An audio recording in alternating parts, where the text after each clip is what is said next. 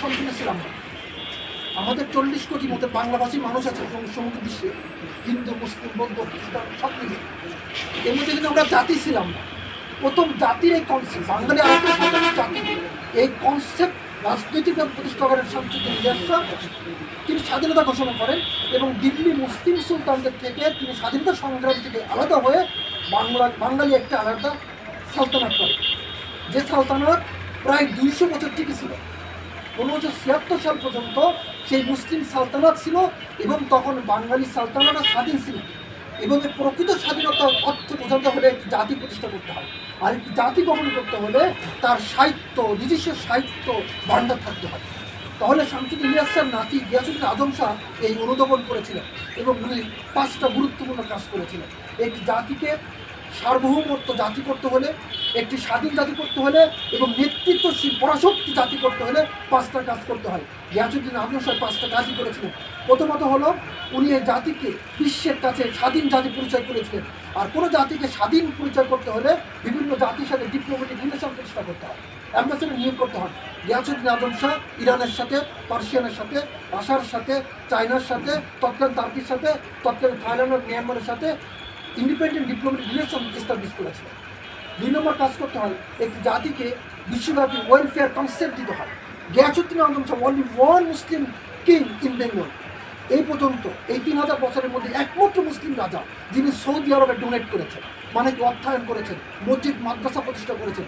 আপনি হিজাজ অঞ্চলে এখন যাবেন, যারা হজে গেছেন বলে গেছেন, যে দেখবেন যে ওখানে বাংলাদেশের একমাত্র সুলতান যিনি বাংলাদেশ থেকে স্বর্ণের টাকা নিয়ে হিজাজ অঞ্চলের গরিব মুসলিম আরাবিয়ান ছাত্রদের জন্য মাদ্রাসা করে দিয়ে আসছে। এই তথ্যটি আমাদের পড়ানো হয় না, এই তথ্যটি আমরা বাংলাদেশে থাকি না। এই তথ্যটি দারুল হিকমা লাইব্রেরিতে যে যখন অক্সফোর্ডের বই আমরা পড়া শুরু করেছি তখন এই তথ্যগুলো পেয়েছি। বাংলাদেশের কোনো ইতিহাসে এই বইগুলো আমাদের পড়ানো হয় না, কারণ যদি আমরা জেগে উঠি, যদি বাংলাদেশ শাসক জেগে উঠে, সৌদি থেকে আমরা টাকা কখনো নিতাম না, সৌদি আমরা ডোনেশন করেছি। তিনি মসজিদ করে দিয়ে আসছেন, মাদ্রাসা শিক্ষা প্রতিষ্ঠান করে দিয়ে আসছেন এবং গরিব সৌদিয়ান হিজাজ অঞ্চলের মানুষের জন্য তিনি ফ্রি হোস্টেল করে দিয়ে আসছেন গিয়াসউদ্দিন আজম শাহ। 4 নম্বর কাজ করেছেন, উনি বাংলা সাহিত্যকে সমৃদ্ধ করবার জন্য উনি তৎকালীন মুসলিম যারা লিটারেচার সাহিত্য চর্চা করতেন তাদেরকে অর্থায়ন করেছেন। তার মধ্যে একজন হলেন, আমরা শাহ মোহাম্মদ শগির নাম শুনছি না, নাম শুনছি, উনি কিন্তু মধ্যযুগের বাঙালি কবি। উনি এই শাহ মোহাম্মদ শগিরকে অর্থায়ন করেছেন এবং তখন সিরাত গ্রন্থ, বিজয় রসুলের সিরাত গ্রন্থকে বাংলায় করেছেন। এবং উনি এছাড়াও ইউসুফ জুলেখা যে নাটক, উনি কিন্তু বাংলায় এটা লিখেছেন।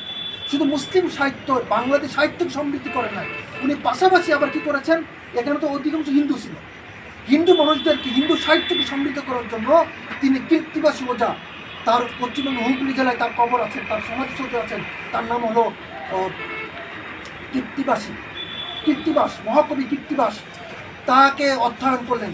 গিয়াসউদ্দিন আজম শাহ বললেন, তুমি হিন্দু ধর্মের যে বড় গ্রন্থ রামায়ণ তাকে অনুবাদ করো, সংস্কৃতিতে রোমন করে বাংলায় আনো, যেন আমরা বাঙালি হিন্দুরাও বাংলায় কিতাব পড়তে পারে, বই পড়তে পারে। অর্থাৎ তিনি বাংলা সাহিত্যকে সমৃদ্ধ করলেন। কেন? তিনি একটি স্বাধীন, সক্রিয়, সার্বভৌম, শক্তিশালী জাতি চেয়েছিলেন। আজ জাতি প্রতিষ্ঠার জন্য যে 5টা কাজ করেছেন তার মধ্যে অন্যতম গুরুত্বপূর্ণ একটি কাজ হলো বাংলা সাহিত্যকে সমৃদ্ধ করেছেন। অথচ দুঃখের বছর আজও আমরা তখন স্বাধীন ছিলাম। এরপরে যখন মোগলরা আসলো, মোগলরা এসে এই স্বাধীনতাকে, স্বাধীন বাংলাকে দুরুচ্ছাদ হয়ে গেল, আমরা দিল্লির অধীনে আবারও মোগল সম্রাটের অধীনে চলে গেলাম। এরপর ব্রিটিশরা আসলো, যতটুকু সক্রিয়তা ছিল মোগল সম্রাটের সেটাও নাস্তানাবুদ হয়ে 190 বছর আমরা দিল্লির গোলামের থেকে মুক্ত হয়ে আমরা তখন ব্রিটিশদের অধীনে চলে গেলাম। এরপরে আসলো আমাদের খান পাঠান পাকিস্তানের শাসন, তাই না? তো সব মিলে আমরা স্বাধীনতা হয়নি। 71 সালে আমরা স্বাধীন হয়েছি, 54 বছর স্বাধীনতা হয়েছি, কিন্তু দুঃখজনক আমাদের কোর্ট থেকে এখনও ইংলিশ ভাষা যায়নি। এখনও আমাদেরকে, আমাদের জেনারেশন, আমি যখন ছাত্রদেরকে পড়াই, 100 জন ছাত্র থাকলে 70 জন 80 জন হিন্দি বলতে পারে, বুঝতে পারে। তার মানে এই প্রজন্মের মধ্যে হিন্দির মুভি দেখে দেখে, গান দেখে দেখে, নাটক দেখে দেখে হিন্দির একটা প্রভাব রয়ে গেছে। এই জন্য আমার সুপারভাইজার বলতেন যে পাকিস্তান রাষ্ট্র আমাদেরকে উর্দু বাধ্য করতে পারে নাই, কারণ জিন্না যখন বলেছিল যে Urdu will be the state language Dhaka medical কলেজের সামনে, তখন ছাত্র জনতা জেগে উঠছিল যে না, Bangla will be the state language. তারা বলতেন Bangla Urdu will be the state language, তাহলে কিন্তু আর এত বেশি দাঙ্গা হতো না, এত বেশি উত্তর জাগরণ হতো না। তো সেই তারা করতে পারে নাই। কিন্তু গত 54 বছরে দিল্লির মসনদে বসে বসে ঠান্ডা মাথায় আমাদের জেনারেশনকে হিন্দি জেনারেশন তৈরি করা হয়েছে, আমাদের জেনারেশনটাকে হিন্দি প্রয়োজনীয়ভাবে শেখানো হয়েছে। আপনি চেক করে দেখেন অধিকাংশ শিক্ষিত মেয়েরা হিন্দি বলতে পারে, আপনি চেক করে দেখেন অধিকাংশ ছেলেরা হিন্দি পারে, আর অন্য তারা পড়া গুরুত্ব পারে, এটা অন্য জিনিস। এই জন্য বলছি যে আমাদের সেখান থেকে এই জেনারেশন কিছু কিছু নকিব তৈরি হচ্ছে, এই যে আশার দিক যে না আমরা পথ হারাবো না, আমাদের পরবর্তী প্রজন্ম পথ হারাবে না, আমরা নতুন গন্তব্যে যেতে পারবো। আর সেই গন্তব্যের হাজারো নকিবের অন্যতম এক নকিব হলো আমাদের রাকিবুল ইসলাম, যেটা চুক্তি করতে পারছে। আপনি তারে, আমি যখন প্রথম 7 তারিখে এখানে সমাবেশ হলো তখন সে জুলাই যোদ্ধা হিসেবে ভূমিকা রেখেছে এবং বক্তব্য দিয়েছে। এরপরে একাডেমিতে সে লয়ার হিসেবে বক্তব্য দিচ্ছেন, সে সামাজিক কাজে বক্তব্য দিচ্ছেন, কথা বলছেন, সাংগঠনিক কাজে অ্যাক্টিভ রয়েছেন, আবার পাশাপাশি সমসাময়িক ইস্যু নিয়ে সে আবার ভোকাল রয়েছেন। অর্থাৎ এটার মধ্যে দিয়ে বোঝানো যায় যে মানুষের সময় যদি ব্যবহার করা যায় তাহলে একটা ছেলে সব দিকে সমন্বয় করতে পারে। তো আমরা আসুন, আমরা যে দুটা অনুভূতির কথা বললাম, ইনশাআল্লাহ চুকনগর ভৌগোলিকভাবে খুবই গুরুত্বপূর্ণ, 4টা জেলার সংযোগস্থল এটি। এটার অর্থনীতি অনেক মজবুত ভিত্তি এখানে রয়েছেন। প্রাচীন আমলে মোগল আমলে এখানে বাণিজ্য কেন্দ্র ছিল চুকনগর এবং হলো কপিলপুরি। আপনি ইতিহাস খুঁজে দেখবেন অন্য অন্য জেলারও নাম নেই, কিন্তু এই 2টা জেলার মোগল আমল ইতিহাস আমরা পাবো, চুকনগর এবং হলো কপিলপুরি। অর্থাৎ এখনও বাণিজ্যিক কেন্দ্র এটি, যে বাণিজ্যিক কেন্দ্র এই নগরীকে আমরা সমৃদ্ধ করতে পারি। মোগলের পরে ব্রিটিশ তো ছিল, পাকিস্তান ছিল, বাংলাদেশও আছে। আমরা এখানে বসে 4টা দাবি করেছিলাম আমাদের প্রশাসনের কাছে। একটা হলো চুকনগর পুরসভা করতে হবে, গত রমজানে 1 বছর হয়ে গেল। আমরা দ্বিতীয় দাবি করেছিলাম চুকনগরে বাইপাস হতে হবে। 3 নম্বরে দাবি করেছিলাম চুকনগর 0.2 চুকনগর 4 লেন করতে হবে, তাই না? তো আমাদের মধ্যে শুনেছি বাইপাসের একটা কাজ শুরু হয়েছে, আমরা এখনো পুরসভার কোনো উদ্যোগ দেখি নাই, এখনো 4 লেনের কাজ আমরা দেখি নাই। তো আজকের এই জমায়েতের মধ্য থেকে আমাদের এই চুকনগরের সমৃদ্ধ চুকনগর, আধুনিক চুকনগর, ইসলামপ্রিয় জনতার এই চুকনগর এবং এই উন্নত ডেভেলপমেন্ট এবং আগামী দিনে নকিব তৈরির কারখানায় চুকনগরকে এই সমৃদ্ধ আরও সুন্দর করতে হয়। তাহলে যে সমস্যাগুলো আছে সমাধান আমরা সরকারের কাছে আহ্বান করছি এবং স্থানীয় যারা দায়িত্বশীল আছেন, আমাদের বিভিন্ন পর্যায়ে দায়িত্বশীল আছেন, তাদের কাছে আমরা এই আহ্বান চুকনগরবাসীর পক্ষ থেকে পৌঁছে দিতে চাচ্ছি। এবং পাশাপাশি আগামী প্রজন্মকে সঠিক পথে আনার জন্য সকলের বাচ্চাকে, সন্তানকে, পরিবার পরিজনকে আল্লাহর রঙে রঙিন করা, আল্লাহর দ্বীনের রঙে রঙিন করা, আমাদের পরবর্তী প্রজন্মের জন্য আল্লাহর মুখী হতে পারে। এবং রাকিবরা নূরের যে পথিক হওয়ার আহ্বান করেছেন মারণ চরিত্রের মধ্যে দিয়ে, আমরা যদি সকলেই আমাদের পরবর্তী প্রজন্মের মারণ হওয়ার জন্য ফ্যামিলিগতভাবে প্রতি সপ্তাহে একবার হলে ফ্যামিলি মিটিং করে করে সে অনুধাবন বোঝাইতে পারি। আমরা যদি তাদেরকে ছোটবেলা থেকে কিশোরগঞ্জ পড়াইতে পারি, আমরা ফ্যামিলিকে ছোটবেলায় আমাদের বুঝাইতে পারি যে না প্রত্যেক ফ্যামিলিতে হাদিস পাঠের প্রয়োজনীয়তা রয়েছেন, কোরআন তেলাওয়াতের প্রয়োজনীয়তা রয়েছেন, এবং ছাত্রদেরকে যদি আমরা কোরআনের শিক্ষায় যেখানে পড়ুক না কেন তার জন্য কোরআনের শিক্ষায় থাকে। আমরা মালয়েশিয়া দেখেছি আমাদের দুর্বলতা আছে, মালয়েশিয়াতে কে বিশ্ববিদ্যালয়ে পড়েছে আর কে মাদ্রাসায় পড়েছে এসএসসি পর্যন্ত আপনি পার্থক্য করতে পারবেন। একটা ইউনিভার্সিটি ছেলেকে আপনি দাঁড়া করে দিবেন, সে দেখবেন যে 4 পড়া 5 পড়া 6 পড়া হাফেজ। স্কুলে সে কী করে মুখস্থ হয়ে যায় হাফেজ, প্রত্যেক বছর তাকে একটা করে অংশ পড়ানো হয়। তারা শিক্ষা ব্যবস্থাকে ইসলামীকরণ করেছেন, ইরানের শিক্ষা ব্যবস্থা ইসলামীকরণ করেছেন, চায়নার শিক্ষা ব্যবস্থা, ব্রিটিশ শিক্ষা ব্যবস্থা ভেঙে চুরমার করে দিয়েছেন। দুঃখজনক সত্য 54 বছরে আমাদের শিক্ষা ব্যবস্থা ব্রিটিশদের রেখে যাওয়া ত্রিধারার শিক্ষা ব্যবস্থা এখনও চলমান। আসুন এই রাকিব তৈরি হওয়ার মধ্য দিয়ে আমাদের শিক্ষা ব্যবস্থার সমন্বয় হবে, আমাদের শিক্ষা ব্যবস্থা সেকুলার শিক্ষা ব্যবস্থা ভেঙে ইসলামিক নলেজ, হিউম্যান নলেজ, 2 নলেজের ব্যবধানে আমরা সমৃদ্ধ, নৈতিকতা সমৃদ্ধ এবং আধুনিক জ্ঞান সমৃদ্ধ হওয়ার মধ্য দিয়ে যে উম্মা তৈরি হবে, সেই উম্মা শুধুমাত্র উপমহাদেশ না, সাউথ এশিয়া না, সেই উম্মা বিশ্ব নেতৃত্ব দেব। এবং বিশ্ব নেতৃত্ব দেওয়ার মতো দক্ষ নকিব বাংলাদেশের ভূখণ্ড থেকে, দক্ষিণ বাংলা থেকে তৈরি হবে। আমরা সেই প্রত্যাশা রাখছি ইনশাআল্লাহ। আল্লাহ রাব্বুল আলামিন আমাদের কবুল করুন।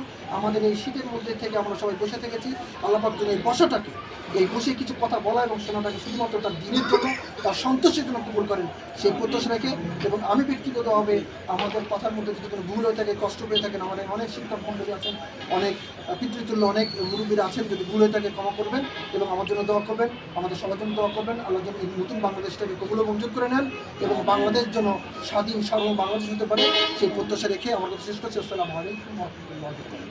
ধন্যবাদ ডক্টর ইসলামউদ্দিন সুমনকে, যে ইতিহাস, ঐতিহ্য, শিক্ষা, সংস্কৃতি নিয়ে তার যে গবেষণাধর্মী বক্তব্য, এটা আরও 1 ঘন্টা শুনলেও আমার মনে হয় কষ্ট হতো না। আরও অনেক কিছু সময়ের কারণে, ঠান্ডার কারণে হয়তো ওই সামারিটুকু বলে গেছে, ব্যাখ্যা বিশ্লেষণে যেতে পারি। তার বক্তব্যে এক জায়গায় উল্লেখ করেছেন যে মেহেরপুর শহর এটা জেলা শহরের চেয়ে চক্রগড় অনেক বড় এবং ভালো শহর। গত সপ্তাহে আমাদের এখানে যে নমিনি পরোয়ার ভাই আমাদের আন্দারমানিক একটা জায়গা আছে যেমন কোনোদিন কোনো এমপি মন্ত্রী মুসলমানদেরকে কীভাবে চেপে রাখা হয়েছে। উনি গিয়াসউদ্দিন আজম স্যার কথা বলছেন যে এই ইতিহাসটা আমাদের পড়ানো হয় না। ইখতিয়ার উদ্দিন বখতিয়ার খিলজির যে বঙ্গবিজয় এগুলো আমাদের এখন পড়ানো হয় না। হযরত শাহজালালের যে সিলেট বিজয়, খান জাহান আলীর আগমন, এগুলো কিন্তু পড়ানো হয় না। পড়ানো হয় না এই কারণে যে এগুলো পড়লে মুসলমানরা জেগে উঠবে, তাদের ইমান আকীদা এগুলো জেগে উঠবে, এগুলো চেপে রাখা হয়েছে। প্রিয় উপস্থিতি, দিল্লির কথা আসছে এখান থেকে ইসলাম শুভ, তাকে আমি তার লেখনীর অভিমত ব্যক্ত করার জন্য বিনীতভাবে আহ্বান জানাচ্ছি।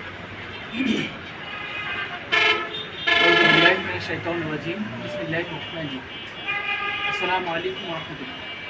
সম্মানিত উপস্থিতি, আজকে নূরের প্রতীক ইসলামিক উপন্যাস এর মোড়ক উন্মোচন অনুষ্ঠানে আজকে সভাপতির আসন অলঙ্কৃত করেছেন আমার সম্মানিত শিক্ষক, আমার সম্মানিত বড় ভাই, আমার সম্মানের সেরা জায়গা doctor Ikramuddin Suman, professor Northern University. এখানে উপস্থিত আছেন আমার অনেক শিক্ষকবৃন্দ, আমার গুরুজন, স্থানীয় অনেক দায়িত্বশীল বৃন্দ, সকলকে আমার পক্ষ থেকে আন্তরিক সালাম জানাচ্ছি। আসসালামু আলাইকুম ওয়া রাহমাতুল্লাহ। আসলে আমার সীমিত জ্ঞান, আমার জ্ঞান থেকে আমি কোনো কিছু বলতে চাই না। আমার জ্ঞান থেকে নূরের প্রতীক এই শব্দটা বিশ্লেষণ করার মতো জ্ঞান আমার এখনো হয়নি। সবাই বলেছেন, সুমন ভাই বলেছেন, আমার সম্মানিত কাকাম বদিয়াবাবু বলেছেন, মহিনবাবু বলেছেন, সবাই বলেছেন, আমার নানা ডক্টর আলাউদ্দিন মল্লিক উনিও বলেছেন। আমি শুধু এতটুকু বলতে চাই, আমার এই বইয়ের লেখার পেছনের কিছু ইতিহাস। এই বই আমি লেখা শুরু করি 2022 সাল থেকে। সময়টা ছিল করোনার সময়। আপনারা জানবেন, আমি হয়তোবা অনেকেই জানেন, আমি Sylhet cantonment public school and কলেজে পড়াশোনা করেছি। তখনকার সময় আমার কলেজের সম্মানিত প্রিন্সিপাল, আমি স্যারের কথা আজকে স্মরণ করছি, স্যারের সাথে আমি যোগাযোগ করতে পারিনি। তিনি মিশনে রয়েছেন আফ্রিকাতে, মেজর জিয়াউর রহমান, তিনি মিশনে রয়েছেন আফ্রিকাতে। আমি স্যারের সাথে যোগাযোগ করতে পারিনি, কিন্তু স্যার মোড়ক উন্মোচন অনুষ্ঠান হবে এটা জানতেন, কিন্তু মাঝখানে অনেকটা সময় চলে গেছে, স্যার চলে গেছিলেন, এই জন্য স্যারের সাথে যোগাযোগ করতে পারিনি। মূলত আমার জীবনের প্রথম প্রতিষ্ঠান ছিল আমার জীবনের চুকনাগড় আইডিয়াল প্রি ক্যাডেট স্কুল। আজকে এখানে উপস্থিত থাকলে আমি কৃতজ্ঞ থাকতাম আমার সম্মানিত শিক্ষক রুহুল আমিন স্যার। স্যার এখানে থাকলে হয়তো আমি কথা বলতেও পারতাম না। আমার জীবনে অনেক শিক্ষক এসেছেন, কিন্তু এখনও পর্যন্ত ওই একজন মানুষকে দেখলে আমি ভয় পাই। আমি সবাইকে দেখলেই ভয় পাই, বাস্তবনিত হয়ে যায়, কিন্তু ওই একজন শিক্ষক যাকে দেখলে আমি এখনও পর্যন্ত ভয় পাই। কারণ সে সময়টা ছিল অনেক, যাই হোক আমি বলতে চাচ্ছি না। তো সেই সময় থেকে আমার জীবনের শুরু থেকে আদৌ পর্যন্ত সকল শিক্ষককে আমি শ্রদ্ধার সাথে স্মরণ করছি। তাদের এই জ্ঞানের যে স্পৃহা আমার ভিতরে যদি না জাগাতেন, হয়তোবা মহান রব্বুল আলামিনের রহমতে আমি আজকে কতটুকু লিখতে পেরেছি, কতটুকু লেখক মানে মানুষের হৃদয়ে আছর করতে পারবো আমি জানি না, বাট এতটুকু বলতে পারি, নূরের পথিক বই যদি কোনো যুবক, অর্থাৎ 16 থেকে 22 এর যুবক একবার ভূমিকা থেকে সমাপ্তি পর্যন্ত পড়ে, আমি আল্লাহ তাআলাকে সাক্ষী রেখে বলছি, পরের দিন থেকে মহান রাব্বুল আলামিনের অশেষ কৃপায় হয়তোবা সে পরিবর্তন হতে বাধ্য। এখানে আমি এই বই কয়েকভাবে লেখা হয়, আমাদের সুমন ভাই আছে, আমি আসলে বলতে চাচ্ছি না, কারণ আমার জ্ঞান অত্যন্ত সীমিত। আমি আসলে কথা বললে আমি বেয়াদবি হয়ে যাবে, তারপর আমি বলছি লেখার কয়েকটা স্তর আছে। আমি আমার বিশ্ববিদ্যালয়ের সম্মানিত dean professor doctor Mohammad Shahidul Islam, আমি স্যারের জন্য সকলের কাছে দোয়া চাই। উনি এখন অনেক বেশি অসুস্থ, উনি ইন্ডিয়া থেকেও চিকিৎসা নিয়ে আসছেন। আজকে উনি অনলাইনে থাকতে চেয়েছিলেন জুমের মাধ্যমে, কিন্তু স্যার অনেক অসুস্থ থাকায় স্যারের ওয়াইফ আমাকে কল দিয়ে বলে যে আসলে দরকার নাই রাখি, তুমি শুরু করো। তো স্যার আমাকে বলে যে লেখা যেতে পারে, লেখক একজন লিখতে পারে, উদীয়মান যে লেখক যারা, তরুণ লেখক যারা, তাদের লেখা আসলে প্রকাশনীরা পাবলিশ করতে চায় না, আর প্রথম লেখাগুলো একদমই পাবলিশ করতে চায় না। তাহলে কি করতে হবে? এই লেখাগুলা বিভিন্ন গবেষক যারা রয়েছেন, সাহিত্যিক যারা বিভিন্ন এই বিষয় নিয়ে রিসার্চ করে, তাদেরকে রিকমেন্ড দিতে হবে, তাদের রিকমেন্ড নিতে হবে। আমি এখানে 3 জন ব্যক্তি রিকমেন্ড দিয়েছি। প্রথমে আমাদের একরামুদ্দিন সুমন ভাই রয়েছেন, দ্বিতীয়ত প্রফেসর ডক্টর মোহাম্মদ শহীদুল ইসলাম, তৃতীয়ত ডক্টর সাইফুল ইসলাম। উনিও জাহাঙ্গীরনগর ইউনিভার্সিটির একজন শিক্ষক ছিলেন সাবেক, এখন উনি হচ্ছে কি জানি ইন্টারিম গভর্নমেন্টের একজন উপদেষ্টা এখন বর্তমান রয়েছেন। উনি দিয়েছেন, এবং কি এমনকি আমি তাদের কথাগুলো দিতে পারিনি, এটা হচ্ছে প্রকাশনীর ব্যর্থতা বলবো, কারণ দিলে আসলে আমার লেখার থেকে তাদের কথাগুলো অনেক যৌক্তিক হতো। ঢাকা ইউনিভার্সিটির অ্যারাবিক ডিপার্টমেন্টের সম্মানিত শিক্ষকগণ, রাজশাহী ইউনিভার্সিটির আইন ডিপার্টমেন্টের সম্মানিত ম্যামগণ অনেকেই আমাকে রিকমেন্ড দিয়েছিলেন বইটা, এবং এই রেকমেন্ডগুলো যখন আমি প্রকাশনীকে দেয়, তারা আগ্রহের সহিত এটা গ্রহণ করে। আমি কথা আর বাড়াতে চাই না, আমি সকলের কাছে দোয়া চাই। মহান রাব্বুল আলামিনের কাছে মস্তক অবনত চিত্তে আজকে আমি শুকরিয়া আদায় করছি যে মহান রাব্বুল আলামিন আমার ট্র্যাজেডির কথা অনেকেই বলেছে হয়তোবা, আমি শুকরিয়া আদায় করছি মহান রাব্বুল আলামিনের কাছে যে মহান রাব্বুল আলামিন আপনাদের সামনে আমাকে দাঁড়িয়ে কথা বলার সুযোগ দিয়েছেন, আলহামদুলিল্লাহ। এবং আপনাদের সকলের কাছে আমি দোয়া চাচ্ছি। আমার সাবজেক্ট হচ্ছে ল। আমি এই পেশার সর্বোচ্চ শিখরে যেন যেতে পারি। আমার শিক্ষকরা আমাকে অনুপ্রেরণা দেন। আমার সম্মানিত পিতার তার অনেক শখ, তার অনেক স্বপ্ন, আমার নানার অনেক স্বপ্ন আমাকে নিয়ে আমাকে ব্যারিস্টারি শেষ করাবেন।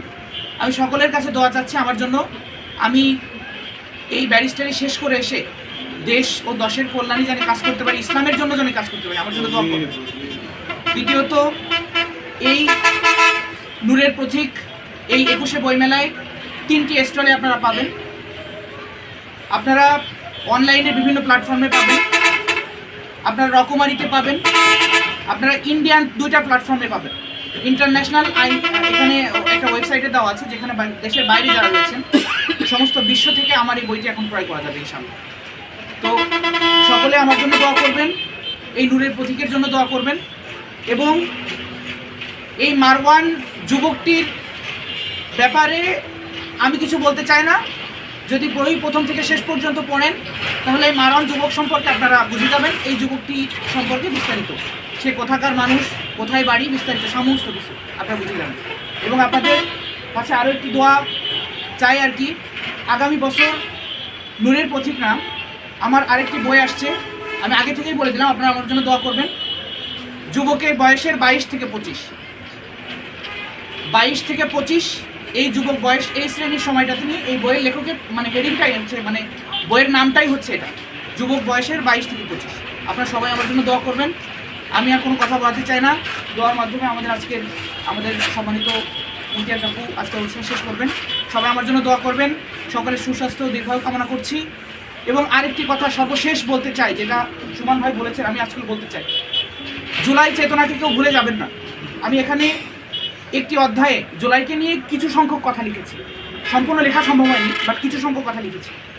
আমরা 1971 সালে মুক্তিযুদ্ধ দেখিনি, বাট এই জুলাই চেতনাকে আমরা দেখেছি, জুলাইকে দেখেছি। এই জুলাইয়ের চেতনাকে আপনারা কেউ ভুলে যাবেন না। জুলাই চেতনাকে ভুলিয়ে দেওয়ার জন্য এক শ্রেণীর মানুষ পায়তারা শুরু করেছে। আপনাদের সকলের কাছে আমি আশা রাখছি, এখানে কোনো রাজনৈতিক প্রোগ্রাম নয়, একটা মানবতার মুখ থেকে, একটা ব্যক্তির আত্মচেতনা থেকে, আত্মবিকাশ থেকে আপনারা চিন্তা করুন জুলাই চেতনা একটা মানুষকে কোন পর্যায়ে নিয়ে গেছে। আমি হয়তোবা বললে আপনারা সবাই এটা বিষয়টার সাথে একমত পোষণ করবেন। বইটা নূরের পথিক, এটা কোনো রাজনৈতিক বই না, কিন্তু এটা যদি 2018 সাল হতো, আমরা কি এই বই নিয়ে এই আদর্শ প্যালেসের উপরে প্রোগ্রাম করতে পারতাম?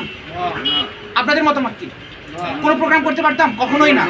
মহান রাব্বুল আলামিনের কাছে দোয়া করছি, এই জুলাই চেতনায়, জুলাই শহীদ, আমাদের প্রথম শহীদ আবু সাহিদ থেকে শুরু করে সর্বশেষ আমাদের শহীদ শরীফ ওসমান হাদি ভাই, তাদের মহান রাব্বুল আলামিন জান্নাতুল ফেরদাউসের সুউচ্চ মাকাম দান করুন। জুলাই এই রিভলিউশনে যারা যে ভাই এবং যে বোনেরা আহত হয়েছেন, সকল ভাই ও বোনদের সুস্বাস্থ্য ও দীর্ঘায়ু কামনা করছি। সর্বশেষ নতুন বাংলাদেশের জন্য দোয়া চাচ্ছি, আমার জন্য দোয়া চাচ্ছি, নূরের প্রতীকের জন্য দোয়া চাচ্ছি। বাংলাদেশ ন্যায় ও ইনসাফের হোক। সকলকে আমার পক্ষ থেকে আবারও সালাম জানিয়ে আসসালামু আলাইকুম ওয়া রাহমাতুল্লাহি ওয়া বারাকাতুহু। ওদের শুভ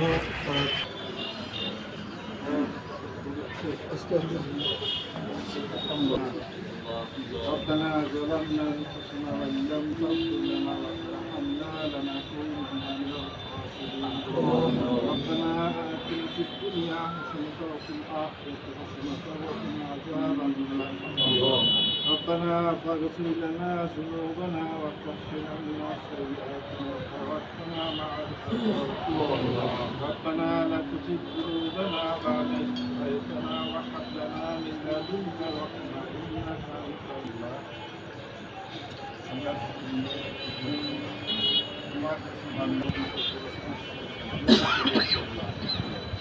আল্লাহ যে উদ্দেশ্যে এটা সংরচনা করেছে আল্লাহ তুমি উদ্দেশ্য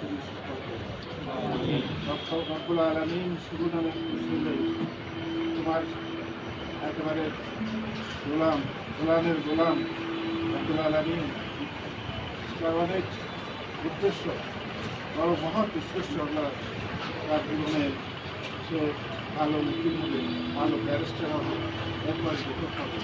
আল্লাহ ছোট্ট সময় ভেতরে তাকে বই লেখার সুযোগ করে দিয়েছে। আল্লাহ ভবিষ্যতে কিছু এরকম বড় বড় বই লিখতে পারে, আইন বিষয় থেকে আইনের বই লিখতে পারে, এই ধরনের যোগ্যতা এবং দেশের লেখাপড়া জানার লোক জ্ঞানী গুণী ব্যক্তিরা তারা যে ভবিষ্যতের কথা বলেছে আল্লাহ তুমি আমাদেরকে ওই পথ থেকে হেফাজত কর আল্লাহ। আল্লাহ আমরা একটা সুন্দর পরিবেশ পেয়েছি, এটাকে যথাযথভাবে কাজে লাগাতে পারি সে তৌফিক তুমি দান করো আল্লাহ। আমাদের সমাজে এইভাবে যে সমস্ত ছেলেরা লেখাপড়া শিখে পিতা মাতার মুখকে উজ্জ্বল করতে পারে সে তৌফিক তুমি দান করো।